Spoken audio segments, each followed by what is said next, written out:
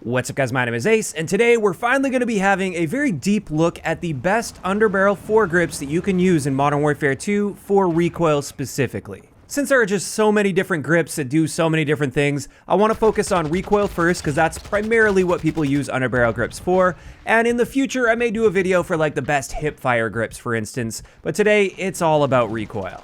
And with this, we finally have some data mined stats. So we have actual coded data to share here, as well as my hand testing. I'm going to put that in combination. Keep in mind, these data mined stats are coming from sim.gg. I will leave a link to the site in the description down below if you guys want to check this out in more detail. But on top of that, just a few disclaimers that are required before we get into this. The first thing is there isn't going to be a one-size-fits-all best grip for every gun in the game. Every gun has its own unique recoil properties, and therefore it may benefit more from one type of grip compared to another type that might be better for a different gun. So if you're looking for that one-size-fits-all grip, you're not going to find it here in this video. Additionally, with these hard stats, while it's great that we've got them, we only have data on view kick and gun kick. And while those are both two incredibly important aspects of recoil, there is more that goes into it, and we don't necessarily have access to everything that could potentially impact our recoil here, and this is why I'm combining this hard data with some hand testing. And with that, we can finally dive into the breakdown here. In Modern Warfare 2, we have two distinct styles of grips. We have the angled foregrips, which help with recoil stabilization,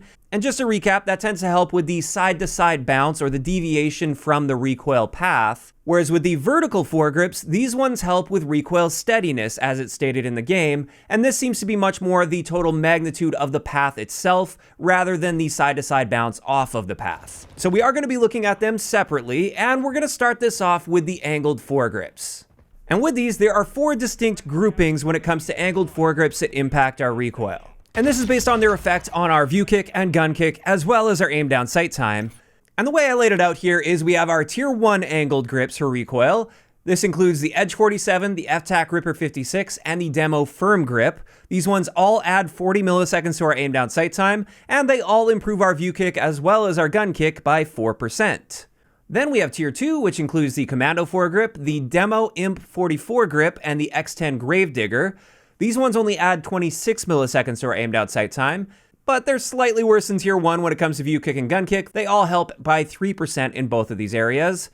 Then we have tier 3, which is just one grip here. This is the phase 3 grip, which harms our aim down sight time by 20 milliseconds, but only gives us a 2% boost to view kick and gun kick. And then finally, we have tier 4. This includes the Demo Clean Shot 40, the FTAC Tiger Grip, and the X10 Nexus. These ones only add 13 milliseconds to our aim down sight time, but they also only give us a 1% improvement to view kick and gun kick. So this should help at least break things down a little bit. You can make that decision for yourself. If you're willing to sacrifice more aim down sight time for the best possible recoil, then pick one of those tier 1 grips. If you want something maybe a little more balanced, where you don't hurt your aim down sight time too much, but you're still getting a decent benefit, then I'd probably go with the tier 2 or maybe even the tier 3. Now, like I said earlier, this doesn't necessarily account for everything that can impact your recoil. The most important thing is this doesn't account for aiming stability, which does actually impact your recoil in this game. And as a result, I also wanted to include some hand testing, at least for tier 1 and tier 2, since those are going to be the primary options that you'll probably want to go with. And for these tier 1 angled grips, this is what our recoil comparison looks like. And with all of them, you can see they're really nicely helping with that side-to-side bounce compared to the base recoil. It really tightens things up and we get more of just a straight recoil path. However, there are a few outlier recoil plots here, like with the FTAC Ripper. That third recoil plot's not looking really good, but the first two looked excellent. And overall, you can't really go wrong with any of these choices. They all help with recoil stability quite a bit. But if I had to pick one just looking at these, I'd probably end up going with the Edge 47 grip in this case. And that's an attachment that I have found to be really effective on a lot of guns, and therefore even before these hard stats came out, it's one that I used fairly often. Next, let's have a look at that tier 2 category. This one is going to be for more balanced builds where you're not hurting your aim down sight time nearly as much. And with this, out of all of them, I was actually quite surprised to see the Demo Imp 44 definitely appears to be a little bit better than the X10 Gravedigger and Commando, primarily based on that aiming stability. It doesn't sway side to side as much as is kicking upwards. And as a result of this, I may start making some changes to my class setup, especially if I'm not using other attachments to help improve aiming stability, like an OLEV laser, for instance. Normally, I would just go with the Commando Foregrip because that's just what I've found to work best based on hand testing without any data on the back end. However, just looking at these recoil plots, the Demo Imp does seem to be clearly better. But this also doesn't factor in the cons, and the Demo Imp does have an additional con compared to Commando, and this is, it harms your walking speed. And if you don't want to sacrifice that mobility, the Commando may still be the better option. So there we go, those are the angled grips, and the conclusion that I drew from this is if I'm really looking to get the best recoil stabilization possible, I'm going to go with one of those tier 1 attachments, most likely the Edge 47, but like I said, you can't go wrong with any of them really. Whereas if I am looking for a bit more of a balanced build where I'm not killing my aim down sight time as much, I'm probably going to go with a Demo Imp or the Commando Foregrip. And with that, we can now move into the vertical foregrips that impact our recoil. And again, I separated this into tiers, although this time we only have 3 distinct tiers. And we can see here with tier 1, we've got the Merc Foregrip, the Lock Grip Precision 40, the Hex 40, and the VX Pineapple. All of these will add 40 milliseconds to our aim down sight time, and they also improve our view kick values by 10% and our gun kick values by 9%. Which give us a far better overall reduction to those values than the angled grips, but again, they're different values. This is going to help more with the magnitude of recoil, whereas the angled grips help more with that side-to-side bounce. But after that, we have tier 2. This is going to be the Bipod V9 grip, so this is a grip as well as a bipod, and as a result, our aim down sight time is insanely slow with this. It adds 118 milliseconds, which is brutal, but it does give us the next best values for view kick and gun kick at 7 and 6% respectively. Keep in mind, though, you also get the benefits of a bipod, like being able to mount on the ground while prone. And then finally, we have our tier 3 vertical foregrips. And with these, they all add 20 milliseconds to our aim down sight time, but they only improve our view kick by 5% and our gun kick by 4%. And this category includes the Schlager Tango, the Op X9 foregrip, the EXF Backdraft, and the Bruin Warrior.